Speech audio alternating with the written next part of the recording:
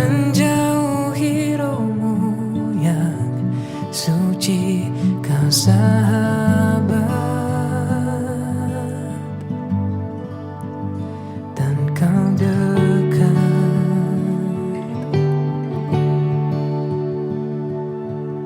Bahkan seluruh pengabdianku tak bisa membalas kesetiaanmu, sungguh mulia dan berharga. Sungguh besar pengorbananmu bagiku, terlalu dalam untuk dimengerti. Sungguh besar, sungguh indah yang kau pikirkan tentangku, tak terselami bagiku. Sungguh indah.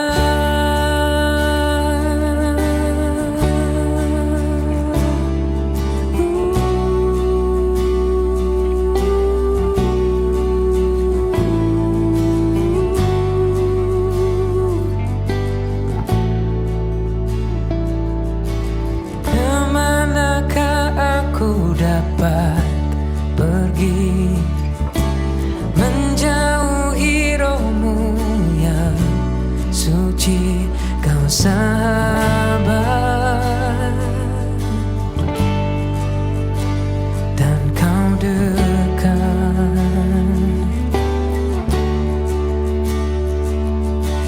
Bahkan seluruh pengabdianku tak bisa membalas kesetiaanmu, sungguh mulia dan berharga. Sungguh besar pengorbananmu bagiku, terlalu dalam untuk dimengerti. Sungguh besar, sungguh indah yang kau pikirkan tentangku, tak terselami bagiku. Sungguh indah, sungguh besar pengorbananmu bagiku, terlalu dalam untuk dimengerti. Sungguh besar, sungguh indah yang kau pikirkan tentangku, tak terselami bagiku. Sungguh indah, sungguh indah, sungguh indah, sungguh indah, sungguh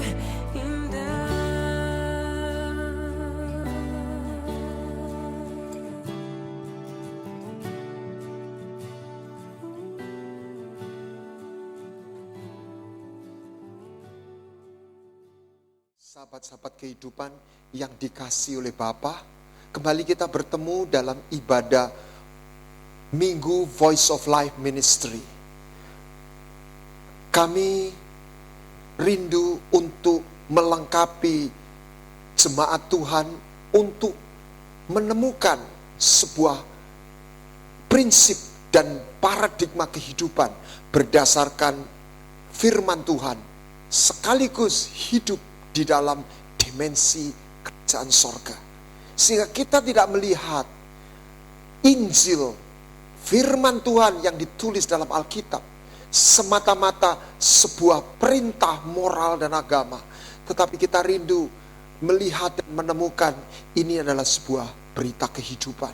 Ini adalah berita tentang kerajaan sorga yang hilang kembali boleh dialami oleh mereka yang percaya kepada Kristus. Kiranya kita menyiapkan hati kita buka hati kita, sebab kita bertekad, kita memiliki satu misi. It's not fellowship, it's discipleship. It's not living, it's life. It's not religion, it's a kingdom. It's a true life. Voice of Life Ministry. Mari kita berdoa. Bapa, ini kami, singkapkan rahasia kebenaran firman-Mu. Berikan kepada kami hati yang terbuka, hati yang baru.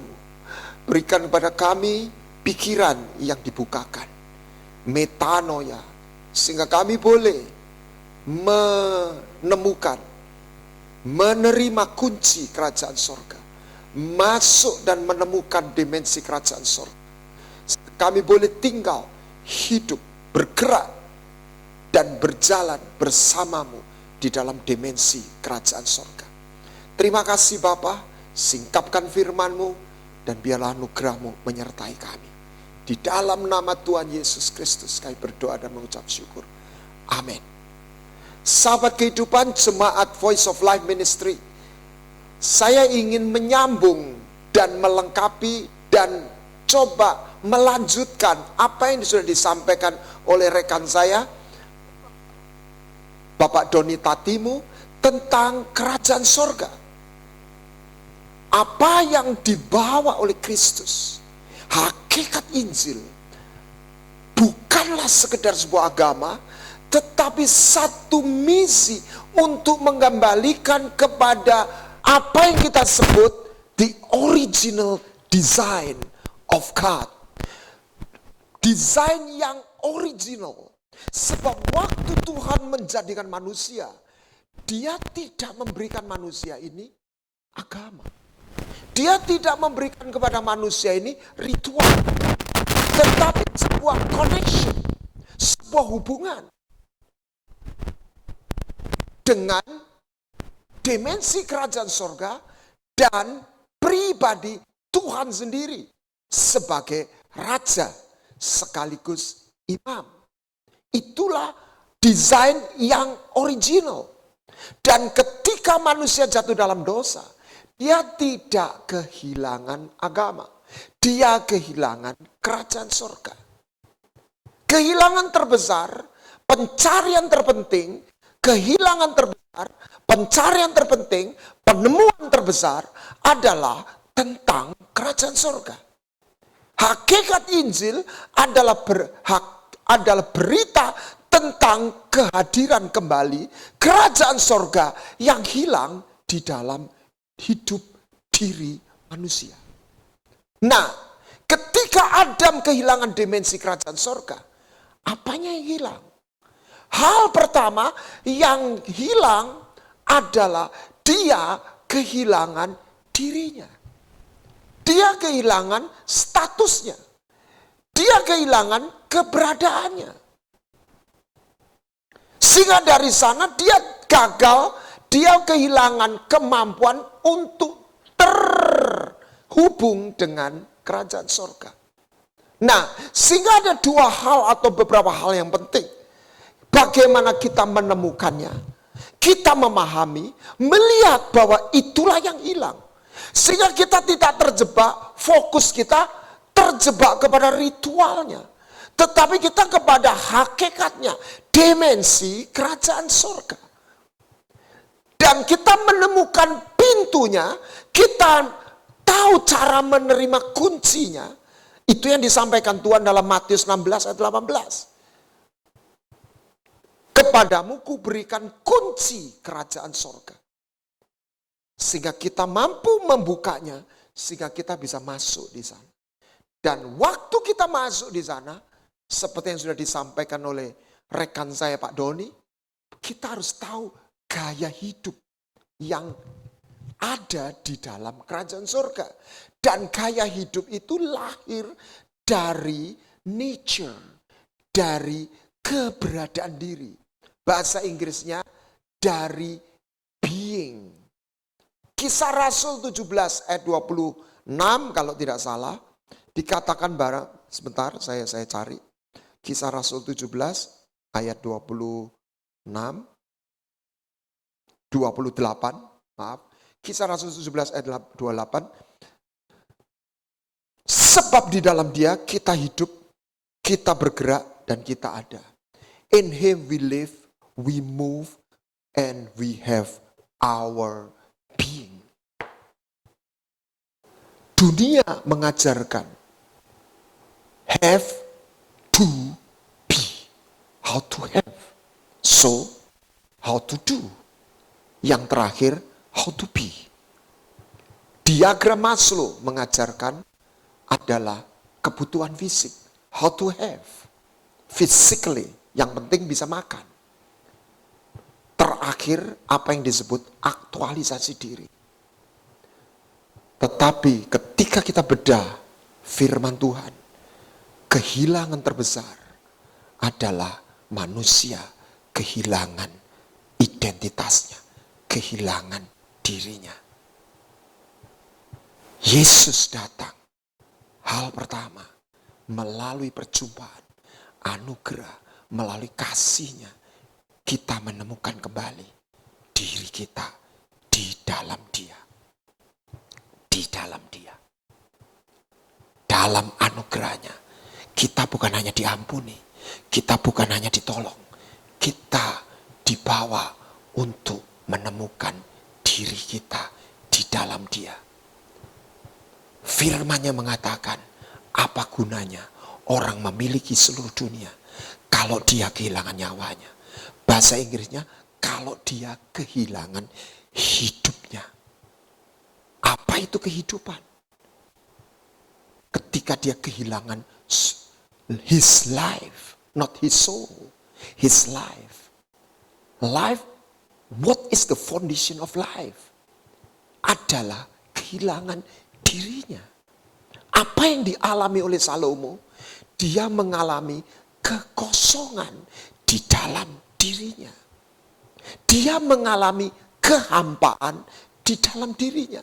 Dan dia menceritakan kepada generasi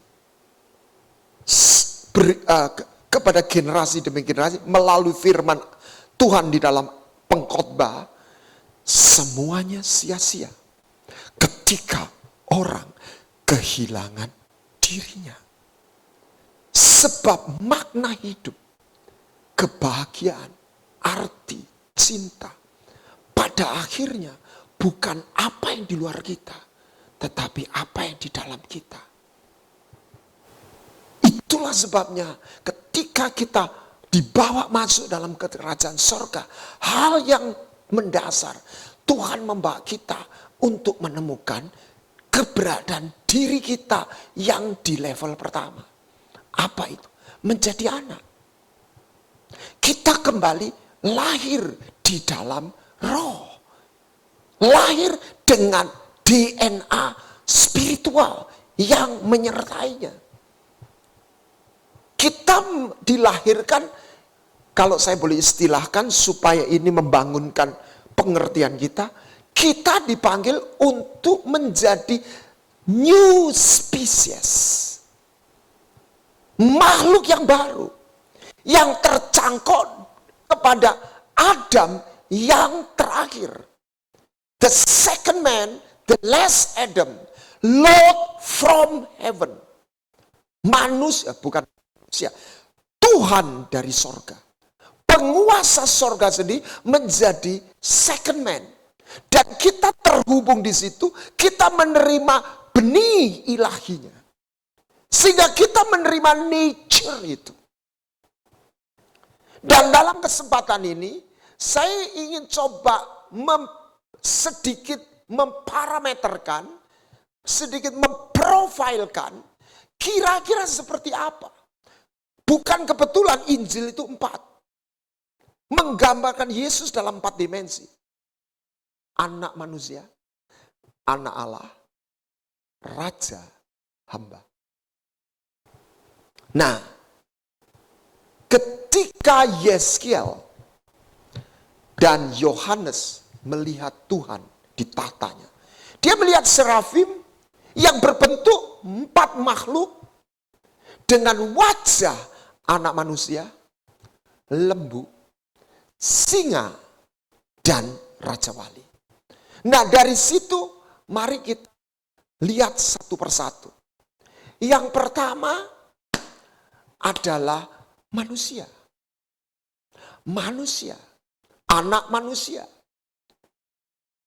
Yang saya coba bahasakan dalam profil 4 binatang adalah tulus seperti merpati, murni seperti merpati, pure, sincere, like a dove, wise, hikmat, seperti ular, seperti semut, dan itulah manusia. Profil manusia adalah, kata kuncinya adalah hikmat, wisdom, hikmat. Manusia ini dijadikan sebagai masterpiece. Bagaimana nilai dirinya? Salah satu yang utama, dia berhikmat. Menjadi manusia, anak manusia, menjadi manusia. Dia punya pengertian. Kita buka dalam Amsal 15. Saya kembali dulu. Dari keempat makhluk itu, kakinya kaki lembu. Apa itu? Hamba. Apa itu? Ketulusan. Apa itu? Kerelaan. Apa itu? Kerendahan hati. Jadi dari semua profil ini, tulus seperti merpati, wise, hikmat, cerdik seperti ular, seperti semut, gambaran anak manusia, bold, berani, seperti singa, powerful, dan ilahi, seperti Raja Wali, anak Allah. Yesus hamba, lembu, Yesus raja, singa, Yesus anak Allah, Raja Wali, Yesus anak manusia, manusia. Jadi sons of kingdom, profilnya, saya pinjam satu kata, karakternya, bukan satu dimensi. Bukan hanya tulus, bukan hanya cerdik, bukan hanya berhikmat, tetapi tulus, murni, hikmat, bold, pejuang, dan ilahi. Kita mulai dari yang manusia. Amsal 15, pasal 33. Kita lihat.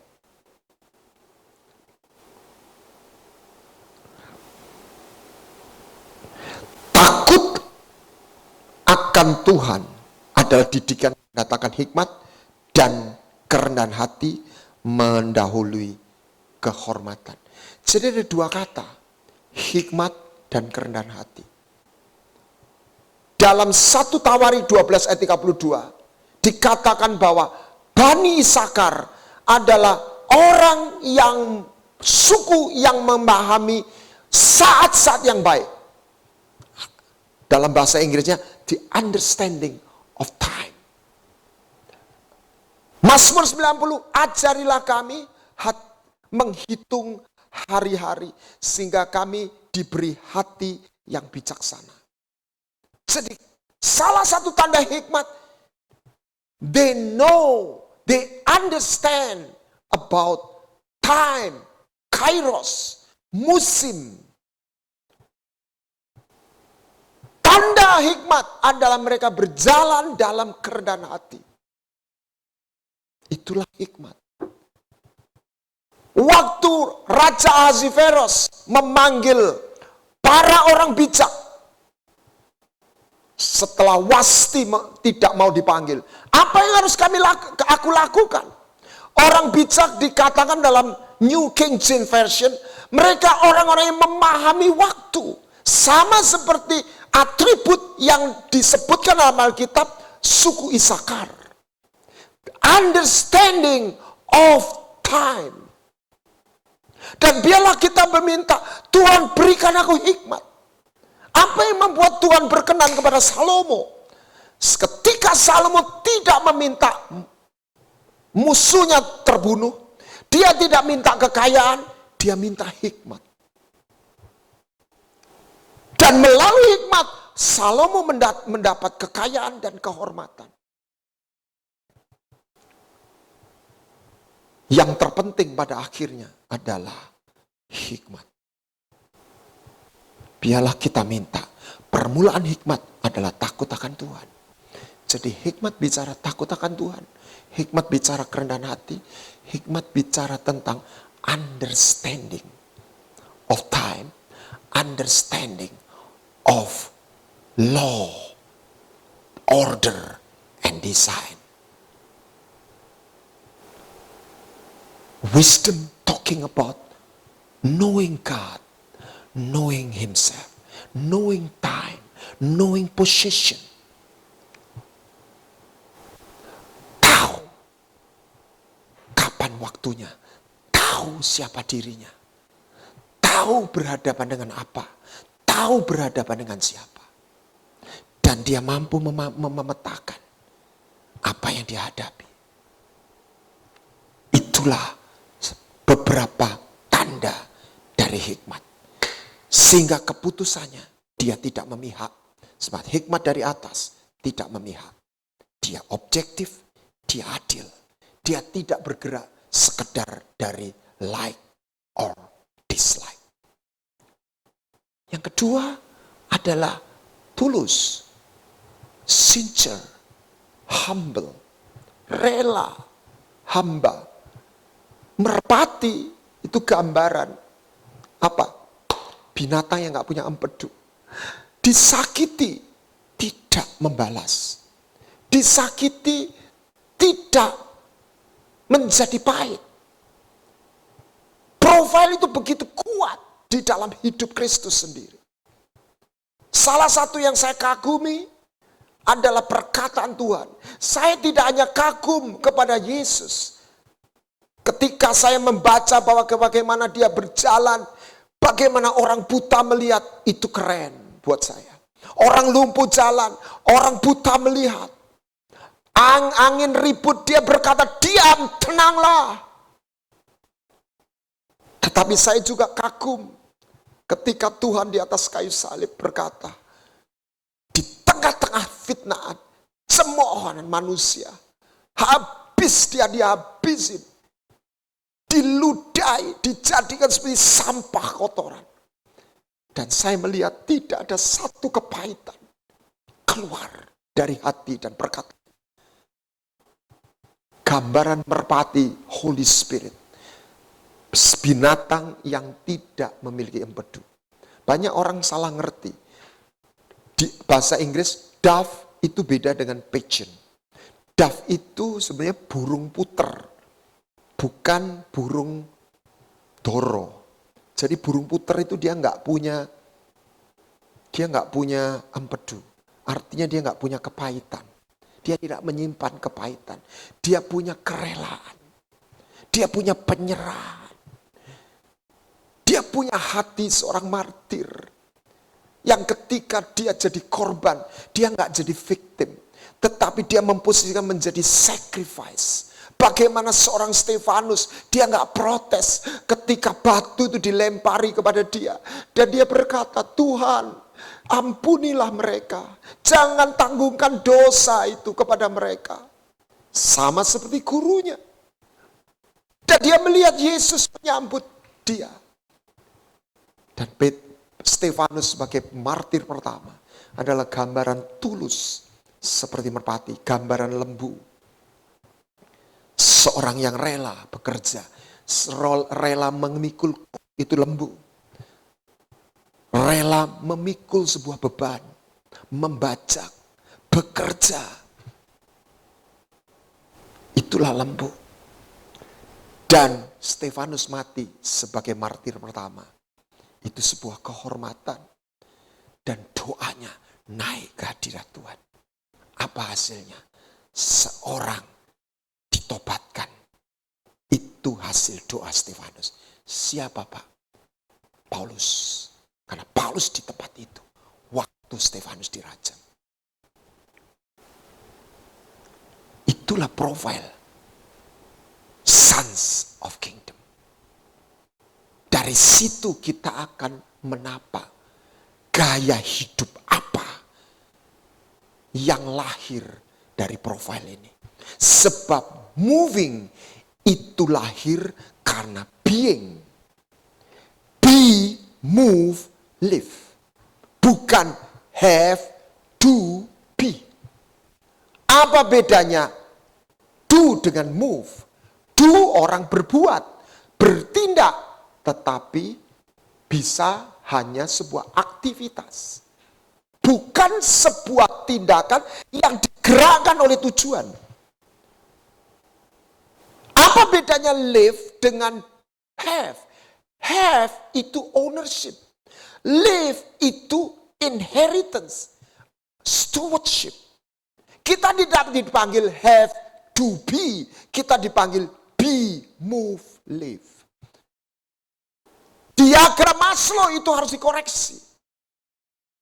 Bukan have, do, be. Tapi be must be first. Penemuan pertama adalah menemukan identitas.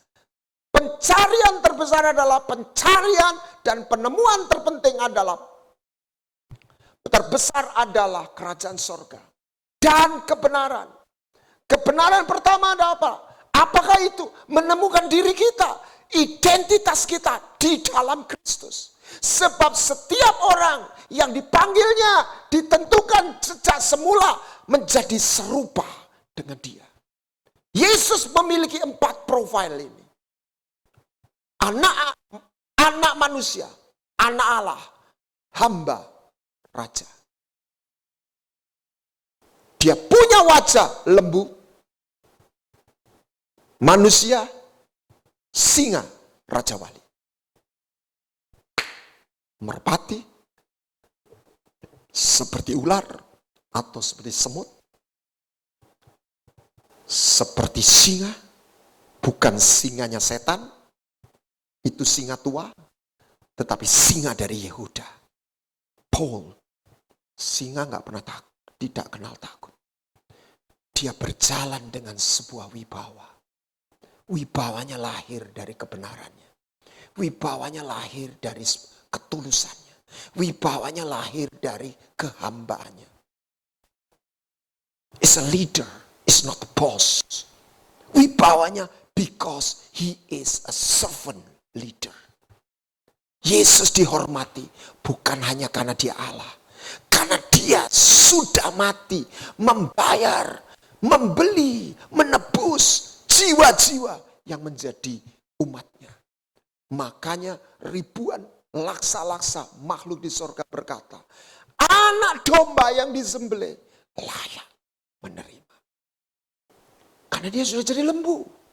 Dia sudah jadi anak domba yang disembelih. Dia sudah rela jadi manusia.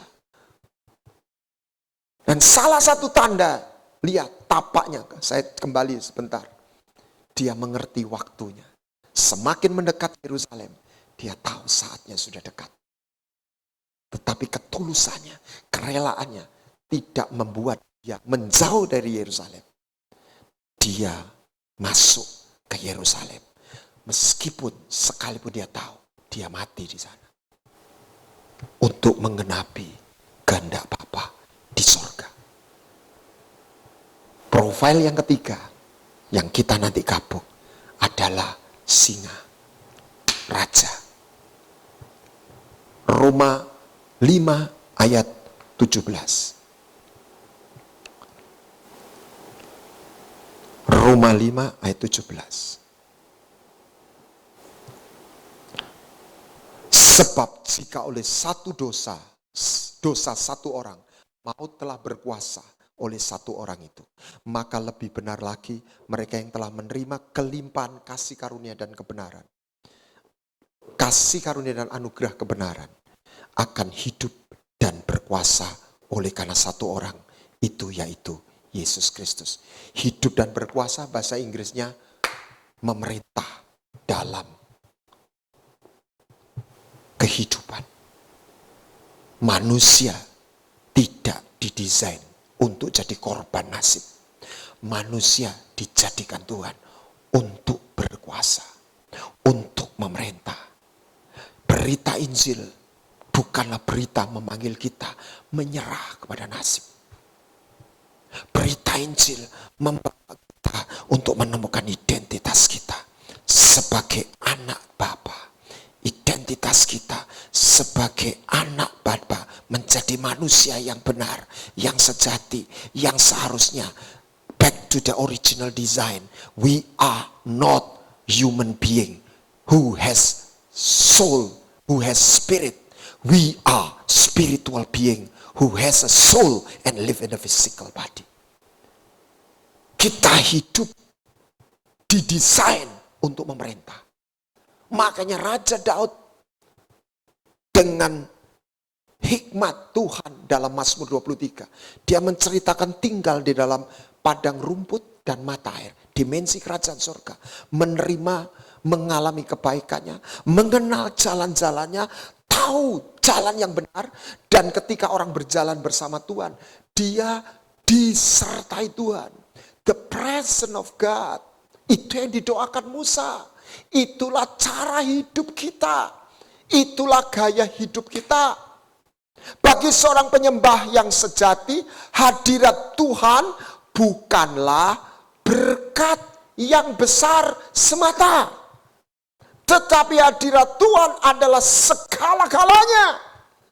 Sebab sekalipun kita punya semuanya, tapi kita kehilangan hadiratnya, maka semuanya sia-sia. Itulah yang difahami dan diminta oleh Musa.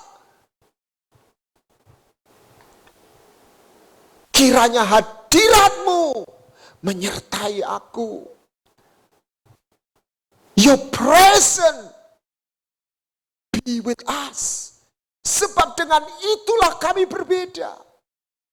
Dan ketika hadiratnya menyertai kita, ketika jubah dan sepatunya ada bersama kita, maka tongkatnya, cincinnya juga akan diberikan menyertai kita. Ulangan 29 ayat 5. 40 tahun lamanya aku memimpin kau berjalan. Sepatu dan jubahmu gak rusak. Head to head dengan anak yang hilang, diberi jubah dan sepatu. Plus tongkat. Kaitkan dengan Mazmur 23. Kita dipanggil untuk hidup dengan satu profil singa. Kita punya kuasa. Kita diberi kuasa. Bukan untuk menyombongkan diri. Karena singa kakinya seperti lembu. Lihat Yeskiel pasal 1. Keempat makhluk itu kakinya lembu. Semuanya punya kerelaan. Kerelaan menjadi hamba. Sekalipun kita raja. Kita memerintah. Kita punya otoritas. Kita bukan bulan-bulanan nasib. Kita tidak dipanggil menyerah nasib. Kita dipanggil diselamatkan dari nasib yang tidak seharusnya.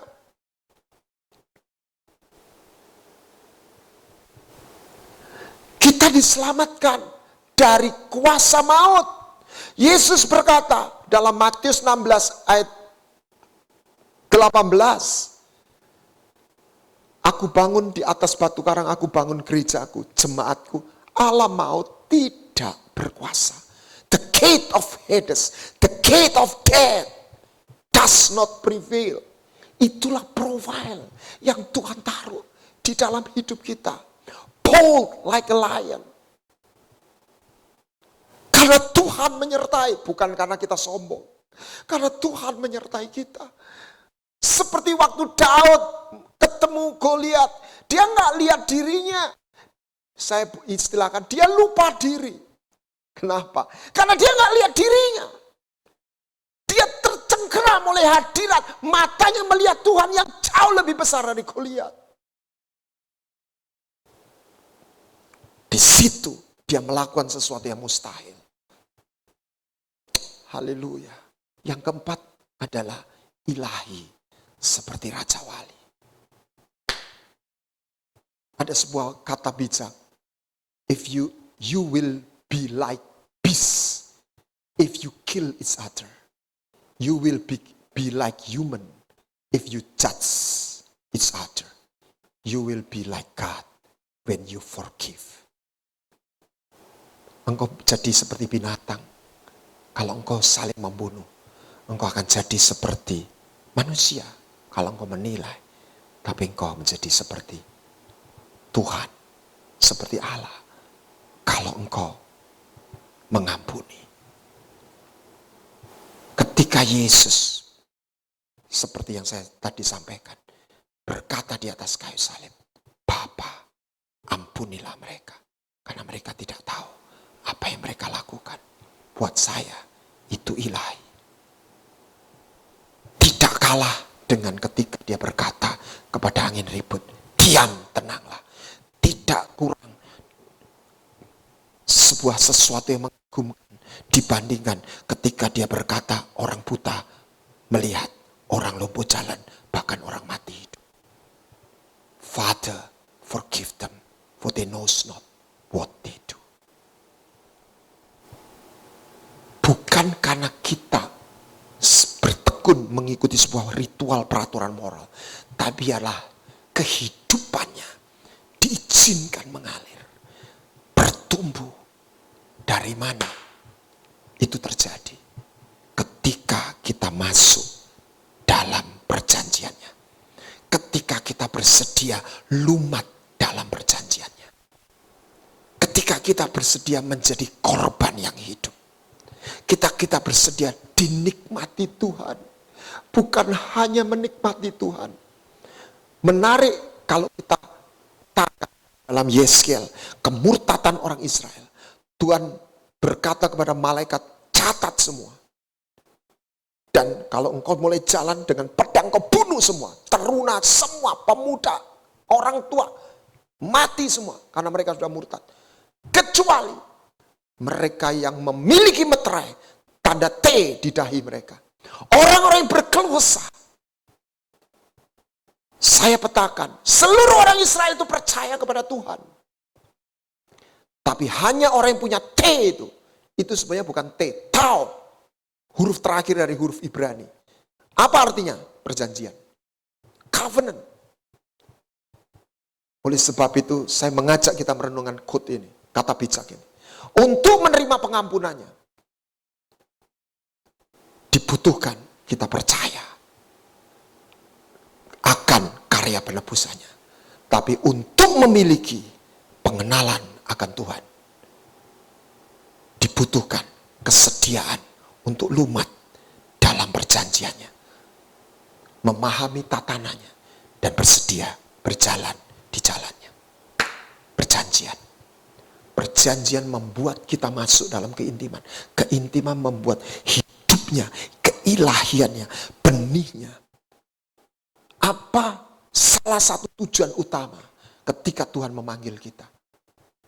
Bukan berhenti diselamatkan, bukan berhenti ditolong, bukan berhenti diampuni, tapi dijadikan serupa dengan putranya. Serupa dengan putranya. Ilahi. Yesus bukan cuma baik.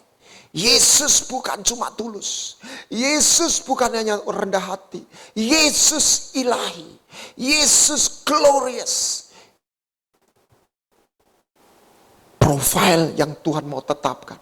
Ada sesuatu yang ilahi di dalam hidup kita. Muncul ketika manusia lama kita bersedia diremukkan. Sehingga jalan kita bukan lagi di tanah.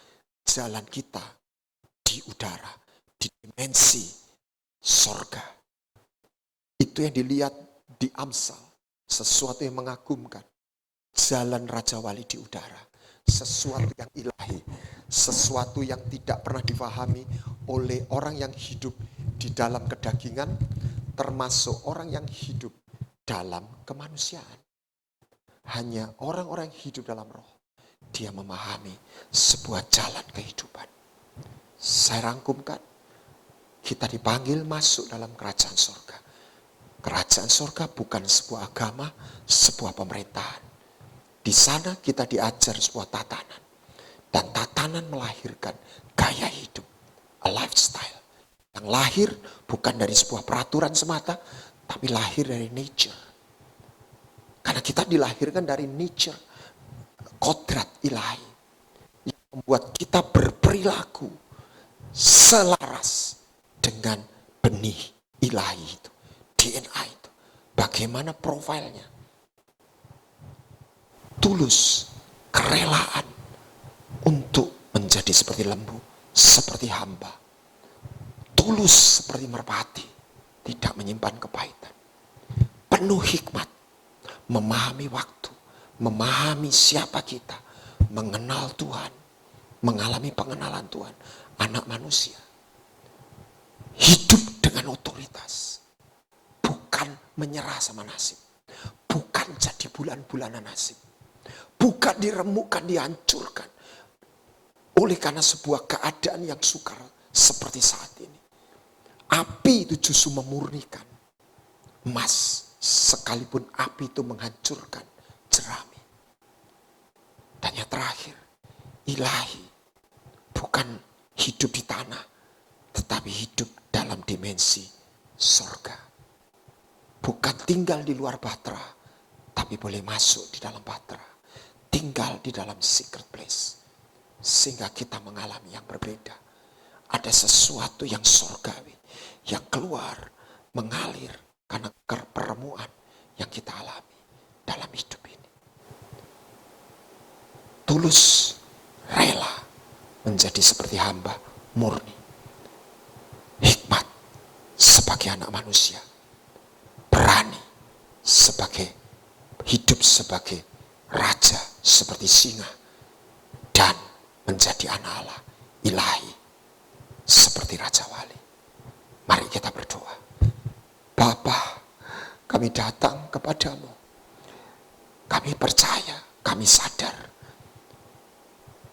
keserupaan itu tidak pernah bisa terjadi hanya oleh usaha kami. Tapi kami anugerah-Mu Bapa. Biarlah beri kami hati yang rela untuk kami lumat dalam perjanjian. Berikan kami hikmat untuk kami mengerti tatanan. Dan berikan kami kesediaan, kerelaan untuk kami berjalan di jalan-Mu. Tuhan, tumpangkan tangan-Mu atas setiap sahabat kehidupan yang mengikuti ibadah minggu ini.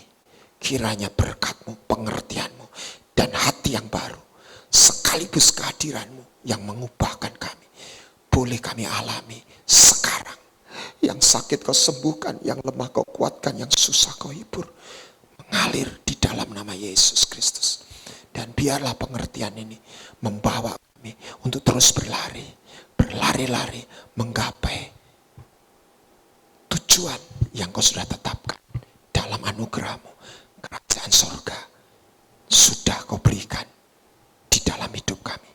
Di dalam nama Tuhan Yesus kami berdoa. Amin.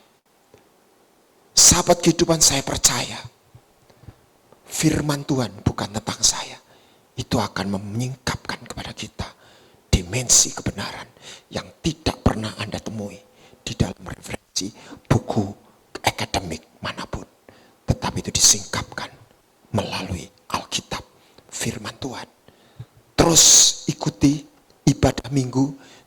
Voice of Life Ministry. Anda dan saya bersama-sama belajar memahami tentang tatanan kehidupan dan tatanan kerajaan surga. It's not fellowship, it's discipleship. It's not living, it's life. It's not religion, it's kingdom. True life. Kiranya berkat Tuhan turun atas kita semua. Mari kita berdoa sekali lagi. Bapa, kami percaya Engkau sudah memberkati kami semua. Dan kiranya Engkau sendiri menyertai kami dengan pengertian firman dan juga kehadiran Roh-Mu membuat kami menjadi berbeda, bukan karena kelebihan kami, tapi karena anugerah-Mu. Biarlah berkat anugerah dari Bapa, kasih karunia melalui Kristus Putra-Mu, dan penyertaan dan hadirat Roh Kudus menyertai kami semua di dalam nama Tuhan Yesus. Amin. Tuhan Yesus memberkati. Shalom. Salam. Sungguh besar